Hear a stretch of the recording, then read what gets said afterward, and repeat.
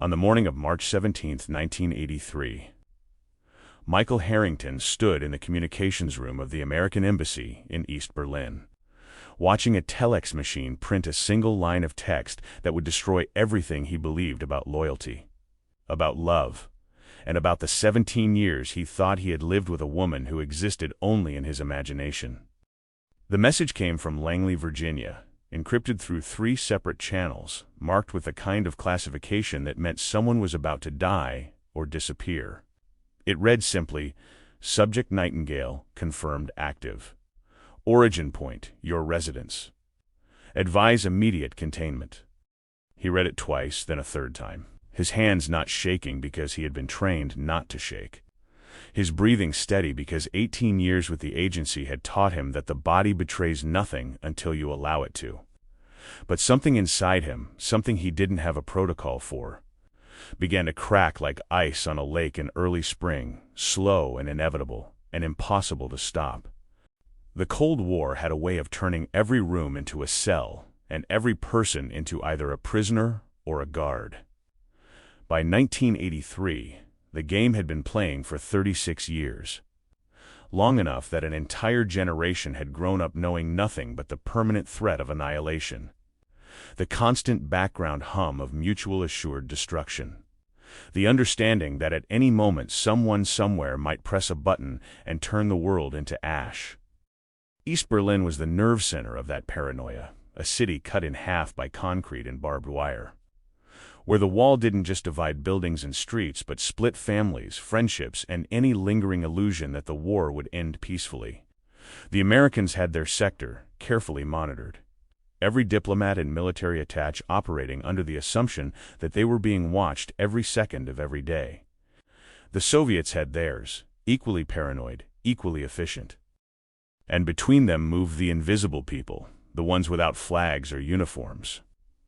The intelligence officers and case handlers and agents who lived in the gray space where the official war became something quieter, more personal, and infinitely more cruel. Michael had been stationed in Berlin for 4 years, assigned to the counterintelligence division of the CIA's Berlin operations base, a deliberately bland name for a department that existed to find the people who betrayed their countries and either turn them or destroy them. His job was to track Soviet intelligence operations in Western Europe, to identify KGB officers working under diplomatic cover, to monitor dead drops in surveillance teams and the endless traffic of information that flowed between Moscow and its network of agents scattered across NATO countries. He was good at it, patient and methodical, the kind of operative who could spend 6 months building a case from fragments of intercepted communications and blurry surveillance photographs. He had recruited 3 Soviet defectors, identified 2 moles inside West German intelligence, and helped dismantle a GRU network that had been stealing NATO military plans for almost a decade. The agency valued him, his superiors trusted him, and every night he went home to an apartment in the American sector, to a woman he had married in 1966 before he joined the agency, before Berlin, before any of this. Her name was Catherine, though she preferred Kate. And when he met her, she was working as a translator for the State Department, fluent in Russian and German, the kind of woman who could walk into a room of diplomats and make them feel like she had always belonged there. She was sharp and funny and unimpressed by the mythology of espionage, which was part of what he loved about her. She had grown up in Boston, studied languages at Georgetown, spent a summer in Leningrad in 1964 as part of a cultural exchange program that sounded innocent but was probably monitored by the KGB from the first day to the last. They met at a reception in Washington in 1965, a dull evening of canapes and small talk about trade agreements, and he remembered thinking she was the only person in the room who seemed genuinely interested in the conversation rather than in being seen having it. They married a year later, a small ceremony in a church in Virginia, nothing elaborate. She left the State Department when he joined the agency, which was standard procedure, a security requirement. Spouses of intelligence officers weren't allowed to work in sensitive positions, too much risk of compromise. She said she understood. She took up photography, started teaching English to immigrant families, filled their apartment with books and records, and a kind of domestic warmth that made the rest of Berlin feel less like enemy territory. For 17 years, she had been the one constant in a life built on deception. While he lied to diplomats and cultivated assets and pretended to be someone he wasn't, she was the person he could be honest with, or as honest as his clearance allowed. She knew he worked in intelligence, though not the details, not the operations, or the names, or the methods. That was the rule. You kept work and home separate, not because you didn't trust your wife, but because the less she knew, the safer she was. If the KGB ever identified him, if they ever decided he was worth targeting, they would start with her, looking for leverage, for vulnerabilities, for anything they could use to turn him or neutralize him. So he told her almost nothing, and she never asked, and that silence became part of the architecture of their marriage. Something they both accepted because the alternative was unthinkable. The apartment was on the 4th floor of a building near the Tiergarten. A quiet street lined with chestnut trees, far enough from the wall that you couldn't hear the guards or see the watchtowers but close. Enough that you never forgot they were there. The rooms were small but comfortable, furnished with the kind of generic modern furniture that came with diplomatic housing. Nothing personal except the things Kate had added over the years. Photographs on the walls, mostly black and white images of the city, streets in winter, empty parks. The kind of work that captured the loneliness of Berlin better than any propaganda ever could. She had a dark room in the 2nd bedroom, spent hours in there developing prints, the chemical smell seeping under the door. He liked coming home to that smell, liked knowing she was there, doing something that belonged entirely to her. It made the apartment feel like a place where real life still happened, where the war was just background noise. Except now he stood in the communications room holding a piece of paper that said his real life was a lie. That the woman who shared his bed and his meals and his quiet evenings reading in separate chairs was someone else entirely. Someone with a code name and a handler and 17 years of practice at pretending to be exactly what he needed her to be. The classification on the message was UMBRA, which meant signals intelligence. NSA intercepts, the kind of evidence that came from breaking Soviet codes and listening to encrypted communications between Moscow and its field operatives. If the NSA said Catherine Harrington was an active KGB agent, they had recordings, transcripts, proof. They didn't make mistakes at that level. They didn't flag American citizens without reason.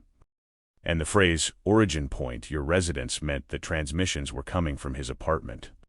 From the place he thought was safe, the one location in Berlin where he was supposed to be able to let his guard down.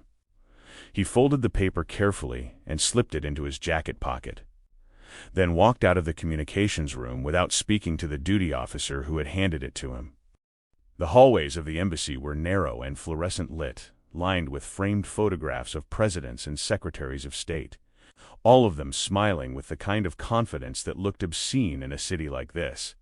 He took the stairs instead of the elevator, needing the time to think, to process, to figure out what the protocol was for discovering that your wife of 17 years was a Soviet intelligence officer.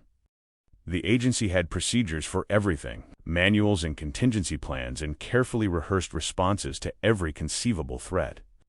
But there was no chapter on this, no flowchart for what to do when the person you trusted most in the world turned out to be the enemy. By the time he reached his office, he had made a decision. He would not report it immediately. He would not call Langley and request an extraction team or trigger the standard compromise protocol. He would do what he had been trained to do, gather evidence, confirm the intelligence, understand the scope of the operation before taking action. The message from Langley was an alert, not an order. They were giving him the information, letting him handle it, trusting that he would do what was necessary. Because that was the unspoken contract of this life. You sacrificed everything for the mission.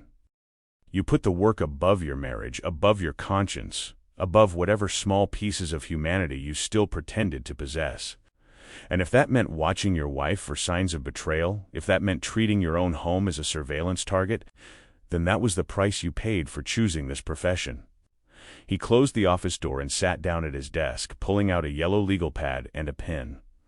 At the top of the page he wrote the date, then the code name, Nightingale. Below that he began constructing a timeline, working backward from the present, trying to identify moments that might have been operational activity disguised as ordinary life. The trip she took to West Germany 3 months ago, supposedly to visit a friend from her State Department days. The photography class she taught on Tuesday evenings at a community center in Kreuzberg, in a building that was close to the sector border, a place where it would be easy to cross into East Berlin if you knew the right routes. The letters she received occasionally from an aunt in London, letters that always seemed oddly formal, almost scripted. He had never questioned any of it. Why would he?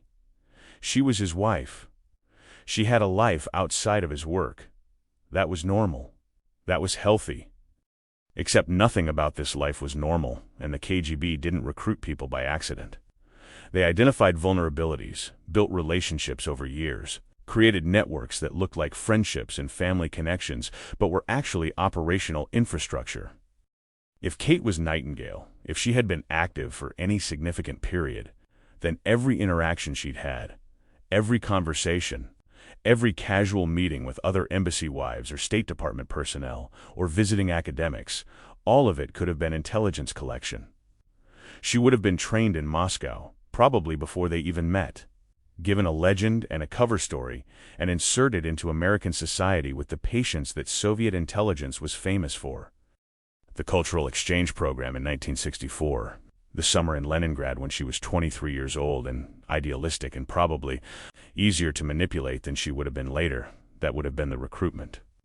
They would have identified her as a promising target, someone with language skills and access to government circles, someone who could be developed over time.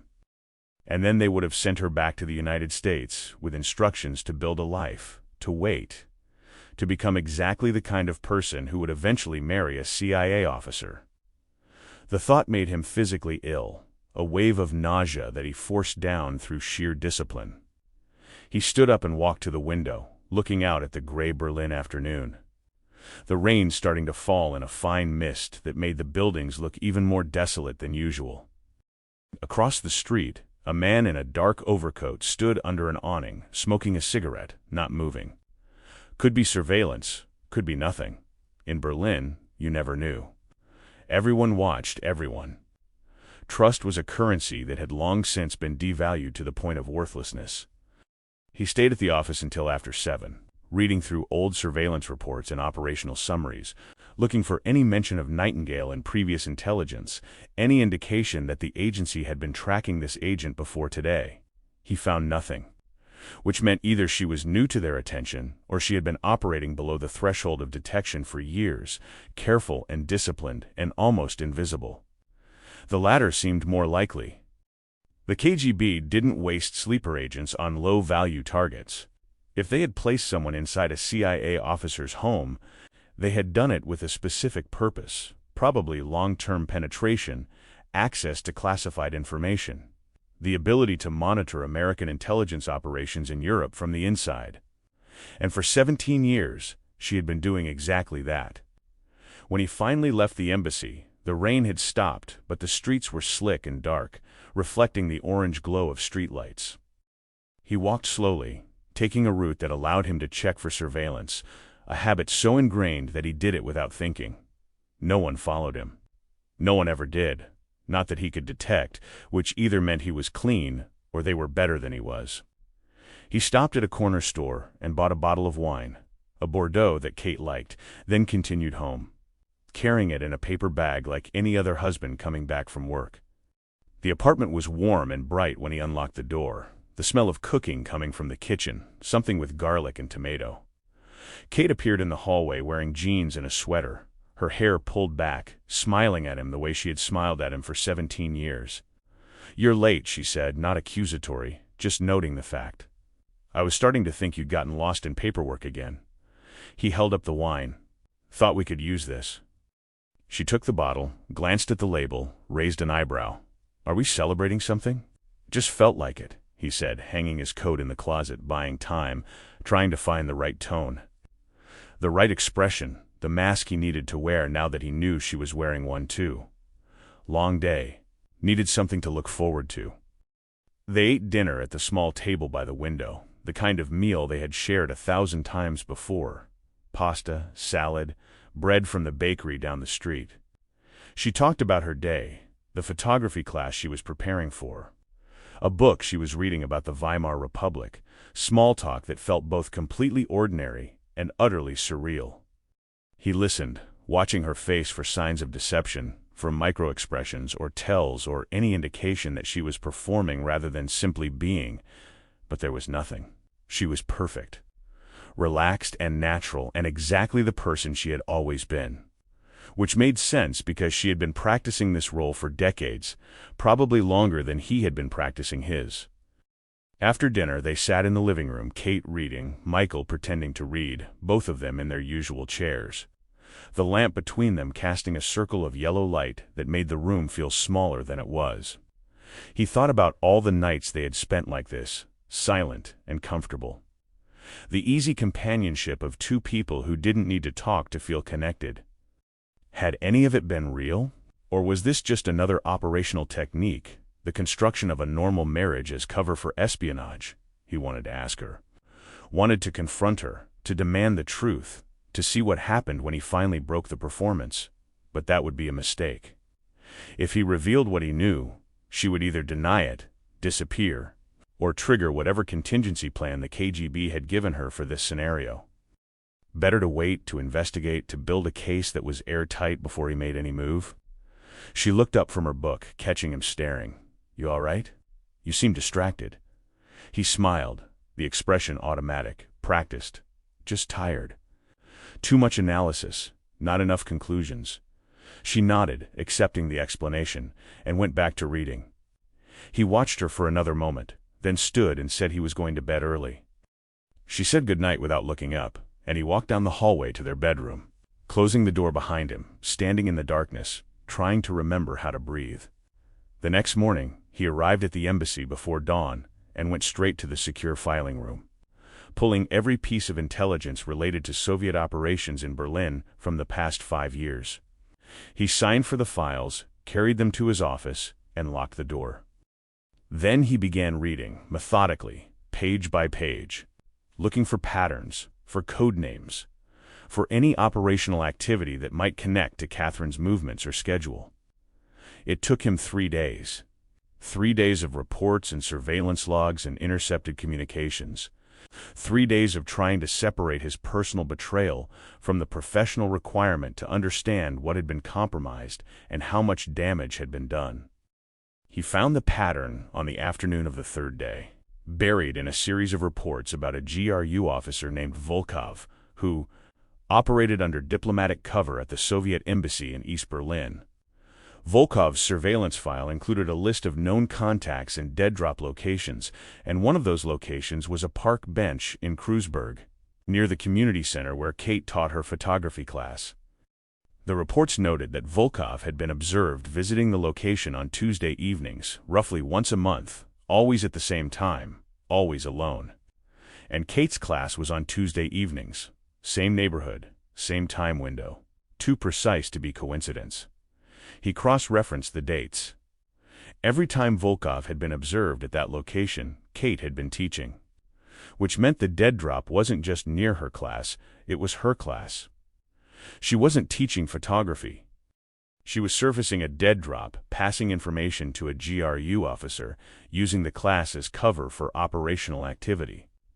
It was elegant, simple, the kind of tradecraft that only worked because it looked so completely innocent.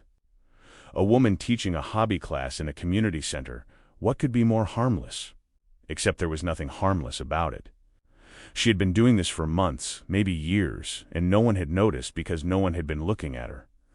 Why would they? She was a CIA officer's wife. She had been vetted, cleared, considered safe. Michael closed the file and sat back in his chair, staring at the ceiling, feeling something inside him finish breaking. This wasn't just betrayal. This was institutional failure. The agency had missed it, and he had missed it, and now he had to decide what to do with the information. He could report it immediately, trigger an arrest, let the counterintelligence division take over and handle Kate the way they handled any other hostile agent. Or he could continue the surveillance, let her operate, use her to feed false information back to Moscow, turn the whole thing into a controlled channel. That was the smart play, the professional play, the move that would serve the mission. But it would also mean watching his wife continue to lie to him, pretending everything was normal while she passed secrets to the enemy. It would mean living in the same apartment, sleeping in the same bed, maintaining the performance on both sides. And he didn't know if he could do that. Didn't know if he had that much control left.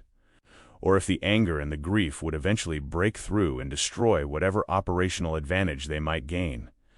He locked the files in his desk and left the office, walking out into the cold Berlin afternoon, the sky gray and heavy with the threat of snow.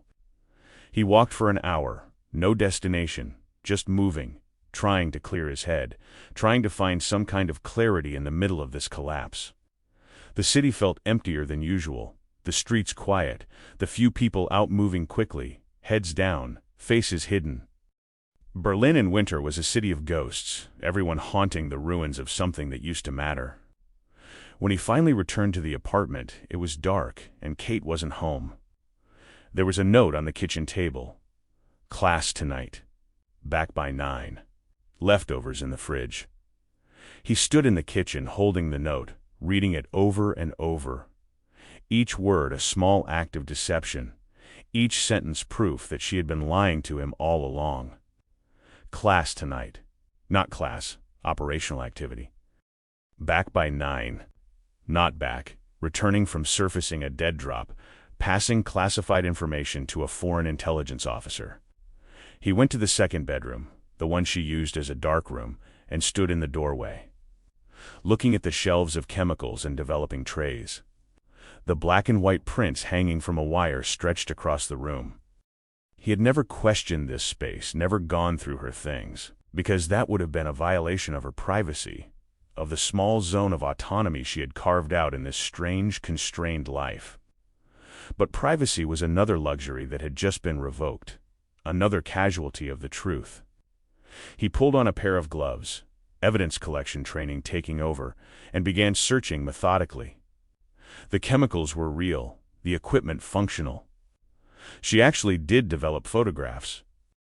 But underneath the developing trays, in a drawer he had never opened, he found a small metal box secured with a combination lock. He forced it open with a screwdriver, the cheap lock breaking easily, and inside found what he knew he would find: film canisters, but not the kind used for regular photography. These were microfilm canisters, the kind used for copying documents, for reducing pages of classified information down to tiny images that could be concealed and transported without detection. There were 6 of them, each labeled with a date, the most recent from last week. He took one of the canisters to his study and examined it under a magnifying glass, confirming what he already knew. Microfilm, documents, information that she had photographed and prepared for transfer. He didn't need to develop it to know what it contained. Given his position, given the access he had, it would be operational summaries, agent identities, surveillance reports, everything the KGB would need to compromise American intelligence operations in Europe. He put the canister back in the box, returned the box to the drawer, and walked out of the dark room, closing the door carefully behind him. Then he sat in the living room and waited, the apartment silent except for the ticking of a clock on the mantel, counting down the minutes until his wife returned from betraying everything he had dedicated his life to protecting. She came home at 9:15, cheerful, calling out a greeting as she hung up her coat. He heard her moving through the apartment, heard the sound of the refrigerator opening, the clink of dishes, normal sounds, domestic sounds, the sounds of a life that had never actually existed. He stood and walked to the kitchen. She was making tea, her back to him, humming something he didn't recognize. He watched her for a moment, this woman he had married, this stranger who wore her face, and felt the full weight of what he had lost. Not just a marriage, but the idea of trust, The possibility that anything in this world could be what it appeared to be. "How was class?" he asked. She turned, smiling, the tea kettle in her hand. "Good. We worked on composition, framing. I think some of them are really starting to see it, understanding how light changes everything." "That's good," he said, his voice steady, controlled. "Light is important." She nodded, pouring water into 2 cups, adding tea bags, the ritual of it so familiar it hurt. "How was your day?" "Complicated," he said. "But I think I'm starting to see patterns I missed before." She handed him a cup, her fingers brushing his for just a second, warm and real and impossible to reconcile with everything he now knew. "That's the thing about patterns," she said. "Sometimes you have to step back before you can see the whole picture." He looked at her, meeting her eyes, searching for something he could recognize, some glimpse of the truth beneath the performance. But there was nothing.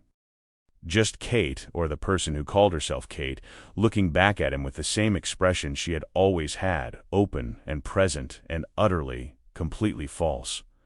"Yeah," he said, "sometimes you do." They drank their tea in silence, standing in the kitchen, the yellow light making them look like actors in a play, reading lines they had memorized years ago, performing for an audience that had long since stopped caring whether any of it was real. And somewhere in Moscow, in a room he would never see, men in gray suits were reading the reports she had passed them, learning everything he knew, using his life and his work to destroy the operations he had spent years building. The Cold War had a way of making everyone an accomplice to their own destruction. You joined because you believed in something, because you thought your side was the right side, the true side, the side worth defending. And then, slowly, inevitably, you learned that there were no sides, just people hurting each other in an infinite regress of betrayal. Each act of loyalty requiring an act of deception, each moment of truth built on a foundation of lies. And you kept going because stopping would mean admitting that it had all been for nothing. That the sacrifices and the compromises and the things you had done in the name of security were just violence dressed up as necessity. Michael Harrington had been hunting a traitor. He'd been doing his job, following the protocols, trying to protect his country from infiltration and compromise. And he had found what he was looking for. The traitor was real. The threat was real. The damage was real. But the traitor was sleeping in his bed, and the life he had built was the cover story, and everything he thought he knew about loyalty and love and trust had just been revealed as another layer of the lie. He finished his tea and set the cup in the sink. Kate was still standing there, watching him with that same expression, curious and concerned and perfectly calibrated to look like caring. He wanted to ask her when it had started, if any of it had been real, if there had been even one moment in 17 years when she had looked at him and seen a person instead of a target. But he didn't ask. Because he already knew the answer, and knowing wouldn't change anything. The operation would continue. The pattern would hold. And tomorrow he would go back to the embassy and decide whether to report her or use her, whether to save himself or sacrifice everything for the mission. That was the choice they gave you in this life. Save yourself or save the mission. And the correct answer was always the same, drilled into you from the first day of training, repeated in every operational briefing, embedded so deep that it became part of your identity. The mission comes first. The mission always comes first, no matter what it costs, no matter who you lose, no matter how much of yourself you have to destroy in the process. He looked at Kate one more time, memorizing her face, trying to hold on to whatever small piece of her might have been real, might have been his. Then he walked to the bedroom, closed the door, and lay down in the darkness, staring at the ceiling, listening to the sound of her moving through the apartment. This woman who had lived beside him for 17 years, this perfect stranger, this enemy, this ghost. Outside, Berlin settled into its nightly silence, the wall standing watch over a divided city. A monument to the idea that the world could be split cleanly into good and evil, us and them, truth and lies. But inside the apartment, in the space between one breath and the next, Michael Harrington understood what the wall really represented. The recognition that there was no clean split, no clear division, that the enemy lived inside your home and inside your heart. and the only way to survive was to become the thing you were fighting against. The Cold War had claimed another casualty. Not dead, not yet, but destroyed in every way that mattered. And tomorrow the game would continue because that was what you did. You kept playing, you kept lying. You kept pretending that any of it made a difference. The decision came to him at 3 in the morning. The kind of clarity that only arrives in the absolute silence before dawn, when the mind strips away every excuse and leaves only the essential truth. He would not report Catherine immediately. He would surveil her, document her activities, map her network, and use the intelligence to construct a broader picture of Soviet operations in Berlin. It was the professional choice, the strategic choice, the move that would serve American interests rather than his personal need for resolution. But he also knew, lying there in the darkness while she slept beside him with the steady breathing of someone who had nothing to hide, that he was lying to himself about his motives. He wasn't delaying the arrest because it was operationally sound. He was delaying it because the moment he reported her would be the moment he had to confront the full scope of his failure. Not just as an intelligence officer, but as a man who had spent 17 years sleeping next to someone he had never actually known. He got up before dawn, dressed quietly, and left the apartment without waking her. The streets were empty, the city still locked in that pre-morning suspension where nothing moved, and the cold had a weight to it that pressed down on everything. He walked to the embassy, showed his credentials to the Marine Guard at the gate, and went directly to the communications room. The duty officer was different from the one who had given him the Nightingale alert. A young woman named Patterson who looked like she hadn't slept in 2 days. He submitted a request for additional signals intelligence on the Nightingale case. Classified eyes only, no distribution beyond his desk. She processed the request without comment and told him the files would be available by noon. He spent the morning in his office building a surveillance plan. If Catherine was servicing a dead drop in Kreuzberg every Tuesday, he needed to observe it directly, confirm the transfer, identify her contact. But he couldn't do it himself. She knew his face, knew his patterns, would spot him immediately if he tried to follow her. He needed a team, people who had never met her, who could blend into the neighborhood and document everything without triggering her counter-surveillance instincts. He drafted a request for operational support, carefully worded to conceal the fact that the target was his wife, describing her only as a suspected KGB asset operating under known official cover in the American sector. The request went to the chief of station, a man named Haldeman, who had been in Berlin since 1979 and had the kind of face that made you believe. He had seen everything and been disappointed by all of it. Haldeman called him in at 11. The office was small and windowless.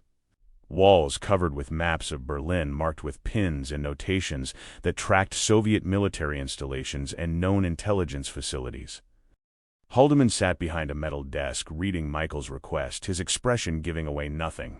After a long silence, he looked up and said, "This asset. How solid is the intelligence?" UMBRA, a classification, Michael said. NZ intercept. Multiple confirmations.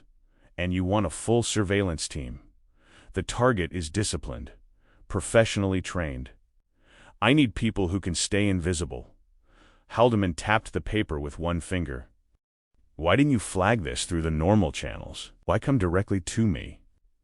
Michael had prepared for this question, had rehearsed the answer until it sounded natural. The target has potential access to embassy personnel. If this leaks before we can document the network, we lose everything. Haldeman studied him for another moment, then nodded slowly. You'll have 3 people. No more. I don't want this turning into a circus. Discreet observation only. No contact, no interdiction. You document the transfers, you identify the handler, and then we bring in CI for the arrest. Clear? Clear. And Harrington, Haldeman said as Michael stood to leave, whatever this is, whatever you think it is, don't let it become personal. Personnel gets people killed. Michael nodded and left the office, understanding that Haldeman suspected something but didn't want to know the details. Didn't want the responsibility of confirming that one of his officers was compromised at the most intimate level possible. That was the unspoken rule of this work. You didn't ask questions that might force you to act before you were ready. You waited, gathered evidence, and preserved deniability until the last possible moment. The NSA files arrived that afternoon, delivered by courier in a sealed envelope marked with enough classification warnings to make it clear that reading them in any non-secure location would be a federal crime. Michael took them to a SCIF, a sensitive compartmented information facility. A room within a room with walls designed to prevent electronic surveillance and doors that locked from the inside. He spread the files across the table and began reading. The intercepts went back 3 years. Fragments of encrypted communications between Moscow's center and a field operative identified. Only by the code name Nightingale, the encryption had been broken 6 months ago. Part of a larger NSA operation that had compromised several Soviet cipher systems. But the decrypted messages had been held in analysis, waiting for enough context to make them actionable. The messages were brief, operational traffic. Nothing that revealed specific intelligence, but enough to establish a pattern of activity. References to package delivery and schedule confirmed, and product received. Standard. Tradecraft language for dead drops and intelligence transfers. And embedded in the traffic were location codes that, when cross-referenced with known Soviet intelligence infrastructure in Berlin, pointed to the same general area of Kreuzberg where Catherine taught her photography class. But what made Michael's hands go cold, what turned the professional analysis into something much darker, were the timestamps. The messages were sent on Tuesday evenings, between 8:30 and 9:15. Exactly the window when Catherine was supposedly teaching. Not approximate, exact, which meant the NSA wasn't guessing. They had been monitoring her communications in real time, had been listening to her report back to Moscow after each dead drop, had been building a case against her for months, while Michael went on believing that his marriage was the one genuine thing in a life built on deception.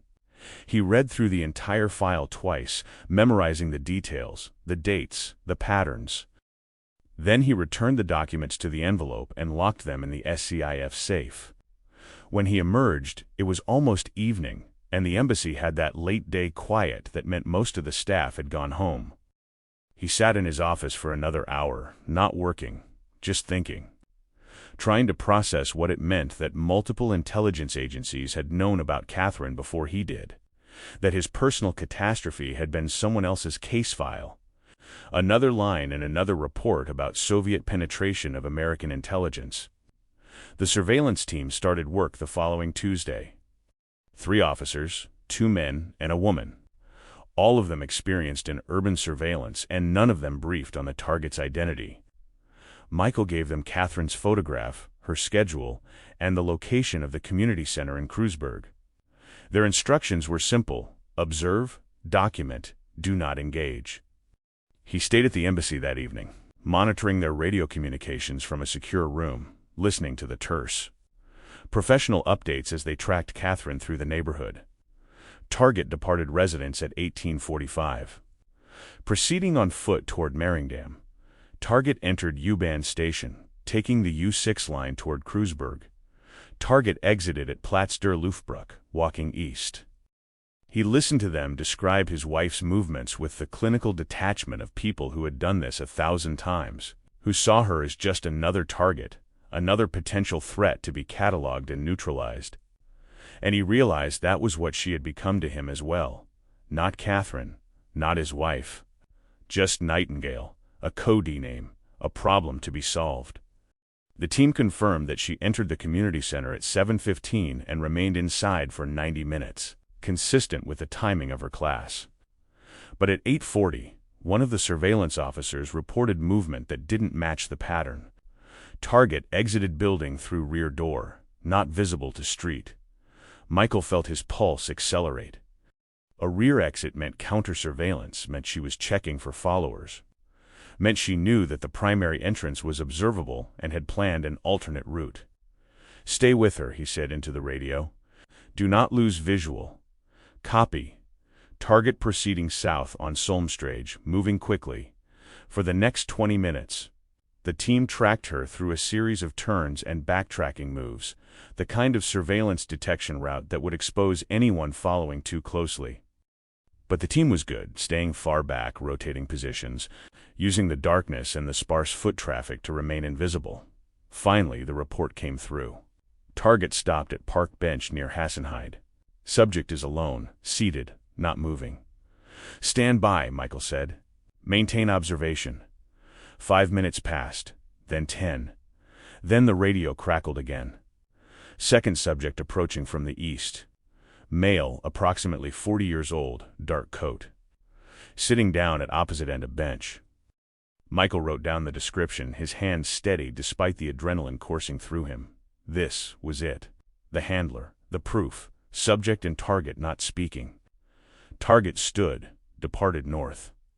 Second subject remained seated for approximately 30 seconds, then departed south.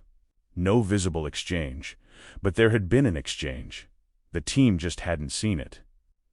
That was how dead drops worked. You didn't hand packages to each other, didn't acknowledge each other's presence. You left the material in a concealed location, a hollow in the bench or a magnetic container underneath it. And the other person retrieved it after you were gone.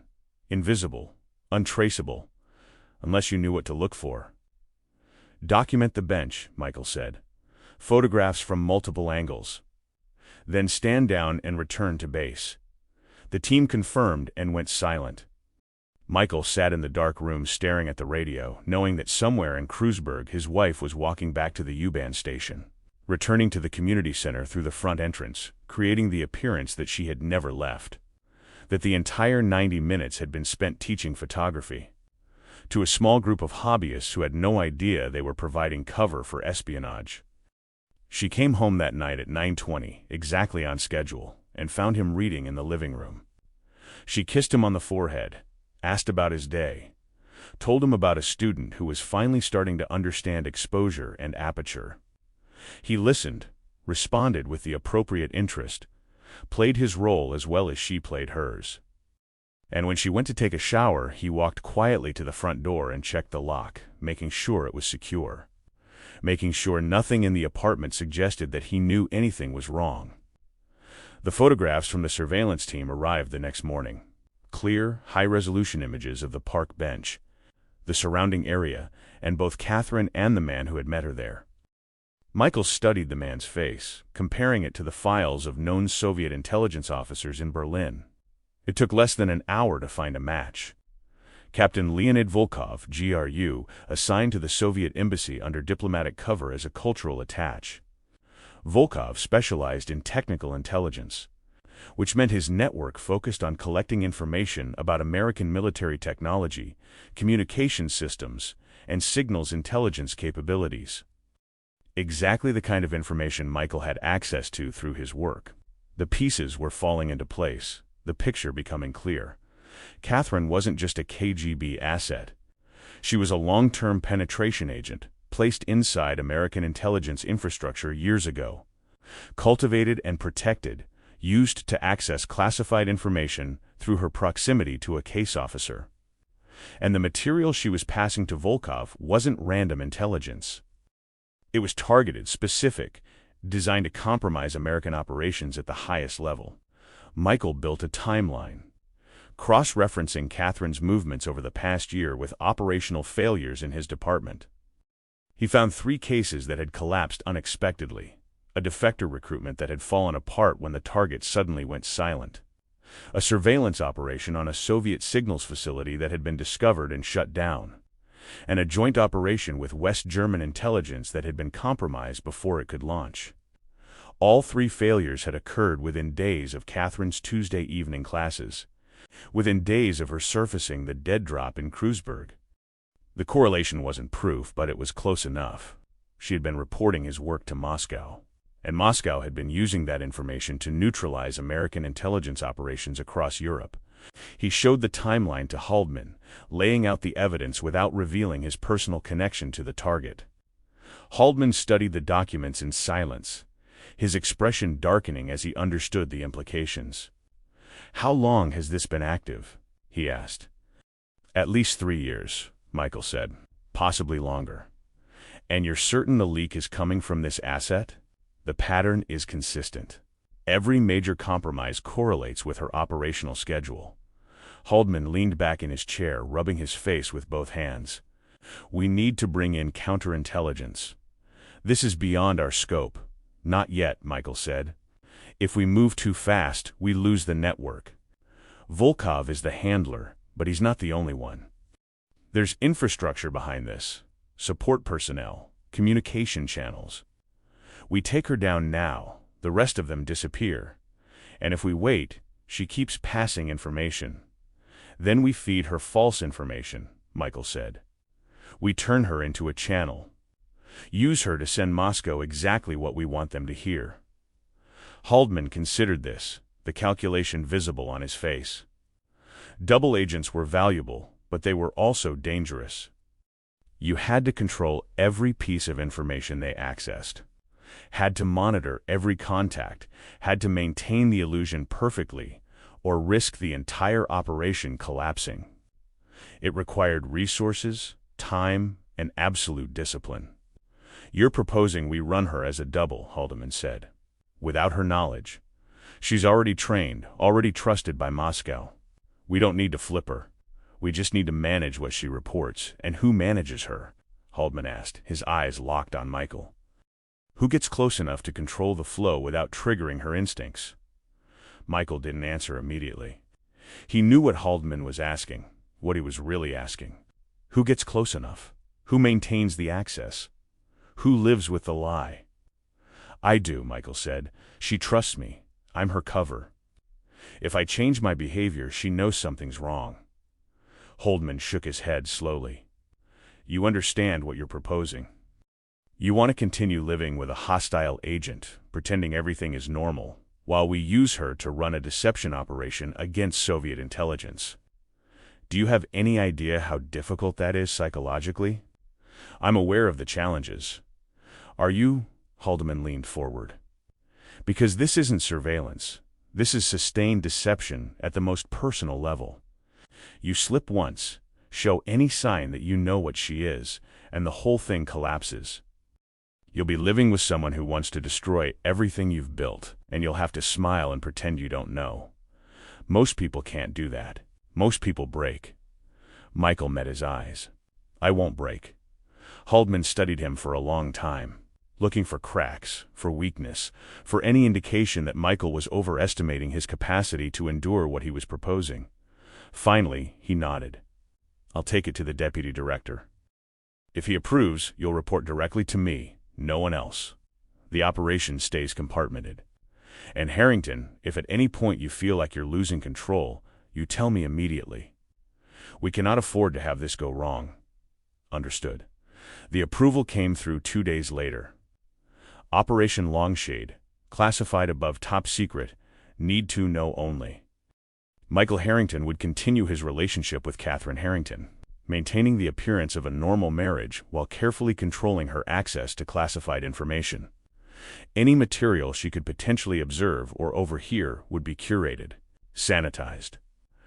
Designed to feed Moscow false intelligence that would misdirect Soviet operations while protecting legitimate American assets. The operation would continue indefinitely, until either Catherine's usefulness was exhausted or the risk of exposure became too great. Michael read the operational order in the SCIF, then burned it according to protocol, watching the paper turn to ash in a metal bin designed for that purpose. When he emerged, it was late afternoon, and the embassy was beginning to empty for the evening. He walked home slowly, using the time to prepare himself mentally for what came next. He was about to become something he had never been before, a spy in his own home, operating against his own wife, living a lie that was deeper and more corrosive than anything he had done in the field. Catherine was in the kitchen when he arrived, making dinner, the radio playing something classical, her movements efficient and practiced. She smiled when he came in, asked about his day. And he gave her the same vague answer he always gave, something about paperwork and meetings. They ate together, talked about nothing important, and afterwards sat in the living room with coffee. Two people who looked like a married couple but were actually something much stranger. Two intelligence officers from opposing sides, both lying, both performing, neither acknowledging the war they were fighting in silence. That night, lying in bed beside her, listening to her breathe in the darkness, Michael Harrington understood that he had crossed a threshold from which there was no return. He had chosen the mission over himself, had agreed to sacrifice whatever remained of his humanity for the sake of operational advantage. And the worst part, the part that made him feel like he was drowning in cold water, was that he didn't know anymore if he had made the choice because it was right, or because it was easier than confronting the fact that his entire life had been built on a foundation that never existed. The weeks that followed established a new rhythm, a routine within a routine. Michael continued his work at the embassy, but now every briefing he attended, every document he read, every conversation he had with colleagues was filtered through the question of whether Catherine might overhear it, whether it could be used against him. He began leaving classified files in his study at home, carefully selected material that looked important but contained nothing that could genuinely harm American operations. Technical reports with altered data, operational summaries that named assets who didn't exist, intelligence assessments that pointed Moscow's attention in the wrong direction. And he made sure Catherine could access them, leaving his study door unlocked, making it easy for her to photograph the documents while he was in the shower or occupied in another room. He knew she was doing it because the surveillance team, now permanently assigned to watch their apartment, reported her movements. Twice a week, on nights when he was asleep or out of the apartment, she entered his study and spent 15 to 20 minutes alone. Time enough to photograph every document he had left for her. The team documented everything with infrared cameras hidden in the building across the street, recording her operating a miniature camera with the smooth efficiency of someone who had been trained in Moscow, who had done this hundreds of times. And every Tuesday she continued to service the dead drop in Kreuzberg, passing the microfilm to Volkov, maintaining the channel that now fed Moscow a carefully constructed version of reality. The operation was working.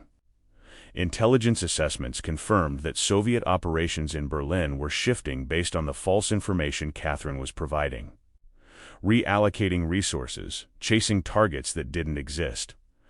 The Americans were winning, gaining ground in the invisible war. And all it cost was Michael Harrington's ability to distinguish between what was real and what was performance. He started drinking more, small amounts that he told himself didn't matter. A glass of whiskey before bed to quiet the thoughts, to create enough distance from himself that he could sleep without dreaming about the woman lying next to him. Catherine noticed and asked if everything was all right, if the stress of work was becoming too much. He said he was fine, just tired, and she accepted the explanation because that was her job. To accept whatever he told her, to maintain the fiction that they were a normal couple with normal problems. 3 months into the operation, Haldeman called him in and told him that Washington was pleased with the results, that Longshade was considered one of the most successful deception operations of the decade. Soviet intelligence had been compromised at multiple levels, their networks disrupted, their confidence in their Berlin operations shaken. And it was all because Michael Harrington was willing to live with a woman who had betrayed him, to share his life with an enemy, to endure the sustained psychological torture of pretending that none of it mattered. "You're doing good work," Haldeman said. "I know it's not easy, but you're serving your country in a way that very few people could." Michael nodded, accepting the praise because that was what you did. Because complaining or showing weakness would mean the end of the operation and the end of his career. But inside, in the place where he used to keep his sense of who he was, there was only emptiness now. Only the recognition that he had become the thing he had always feared, a person who could lie so completely that even he couldn't remember what the truth felt like. That night, he came home to find Catherine in tears, sitting at the kitchen table with a letter in her hand. He almost asked what was wrong before remembering that this too might be performance, that her tears could be as calculated as everything else. But he asked anyway, because that was his role, because the mission required him to care. "My aunt in London," she said, her voice breaking. "She died. The letter just arrived." Michael sat down across from her, reaching across the table to take her hand. The gesture automatic, trained into him by 17 years of marriage. Her skin was warm, her fingers gripping his tightly, and for a moment he felt something like genuine sympathy. Something like the impulse to comfort someone in pain. Then he remembered the microfilm canisters hidden in her darkroom, the dead drops in Kreuzberg, the 3 years of lying, and the sympathy curdled into something darker. "I'm sorry," he said, and meant it in ways she would never understand. She wiped her eyes, trying to compose herself. "I know it's silly. I hadn't seen her in years. But she was the one who encouraged me to study languages, who told me I could do something important with my life. I wouldn't be who I am without her." "When's the funeral?" he asked. "Next week, in London. I'd like to go if that's all right. I know it's sudden, but I need to be there." Michael nodded, already thinking through the operational implications. A trip to London meant potential contact with other handlers. Meant Catherine might use the travel as an opportunity to meet with Soviet intelligence officers operating in Britain. It was a risk, but it was also an opportunity. If they followed her carefully, they might uncover more of her network, identify other agents, expand the scope of Longshade. "Of course," he said. "I'll make arrangements at the embassy." "You should be with your family." She squeezed his hand, grateful, and he felt the full weight of what he had become. She was grieving, or performing grief. He couldn't tell the difference anymore, and wasn't sure it mattered. And he was already planning how to exploit her pain, how to turn even this moment of human vulnerability into operational advantage. The funeral was scheduled for the following Thursday. Catherine left Berlin on Tuesday, flying out of Tegel Airport with a small suitcase and the same expression of subdued sadness she had worn since receiving the letter. Michael watched her board the plane from the observation deck, then returned to the embassy and briefed the London station on her arrival. A team would meet her at Heathrow, would follow her to the funeral and beyond, documenting every contact, every conversation, every moment that might reveal additional layers of her operational life. He spent the next 3 days alone in the apartment, the silence so absolute that it felt like a physical presence. Without Catherine there, without the need to maintain the performance, he could finally let the mask slip. He sat in the living room drinking whiskey, not bothering with a glass after the first night, just drinking from the bottle, trying to find some level of intoxication that would make him stop thinking about what he was doing, what he had become, what he had sacrificed for the mission. On the third night, the phone rang. He answered it expecting a call from the embassy, but instead heard Catherine's voice, distant and scratchy through the transatlantic connection. "Michael, are you there?" "I'm here," he said, his voice rough from the alcohol and the silence. "I just wanted to call. The funeral was today. It was beautiful, in a sad way. I wish you could have been there. I'm sorry I couldn't make it. I know. Work is work. I understand." A pause, static on the line. "I miss you." 3 words. Simple. Direct. And he had no idea if they were true or just another part of her cover, another line in the script she had been performing for 17 years. He wanted to ask her, wanted to demand the truth, wanted to break the whole operation apart just to see what was underneath, but he didn't, because the mission came first.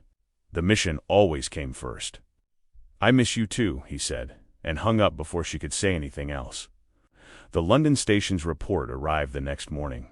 Catherine had attended the funeral as expected, had spent time with family members, had behaved exactly as someone in genuine grief would behave. But on the second day she had broken pattern. She had left her hotel alone, taken the underground to a location in Kensington, and entered a bookstore where she spent 40 minutes browsing before leaving empty-handed.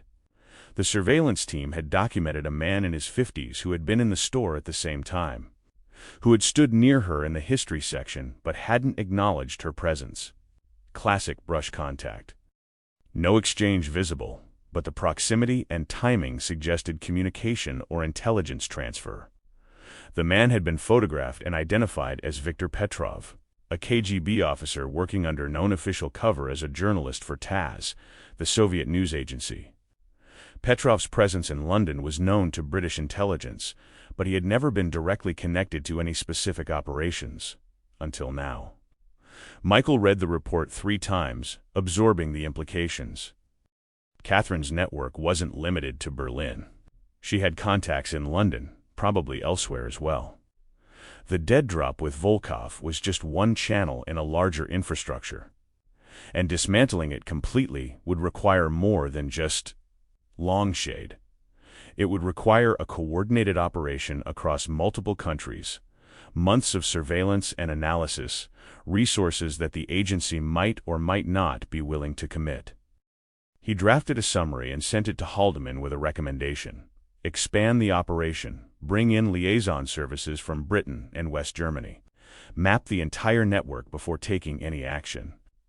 Haldeman's response came back within hours. Request denied. Operation maintains current scope. No expansion authorized. Michael stared at the message, understanding what it meant. The agency wasn't interested in dismantling Catherine's network completely.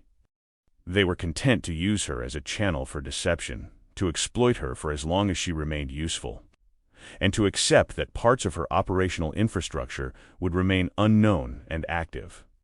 It was the practical choice, the efficient choice, the choice that prioritized immediate tactical advantage over long-term security. It was also the choice that meant Michael would never know the full truth about his wife, would never understand the complete scope of what she had done or how much damage she had caused. He would continue to live with her, continue to feed her false information, continue to watch her betray him over and over again, all while knowing that somewhere in the system there were other agents, other networks, other lies that would never be exposed. Catherine returned to Berlin on Saturday, bringing with her a small box of her aunt's personal effects and a melancholy that seemed to settle over the apartment like dust. She moved quietly through the rooms, putting things away, re-establishing her presence. And Michael watched her with the eyes of someone who no longer knew what he was seeing. Was she genuinely sad?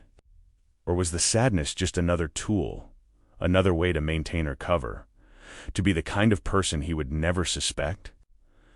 That night they lay in bed in the darkness, not touching, both pretending to sleep. And Michael Harrington realized that this was his life now, this liminal space between truth and lies, between duty and humanity, between the mission and the man. He had chosen this. He had agreed to become a ghost in his own life, to sacrifice everything that made him real for the sake of operational success.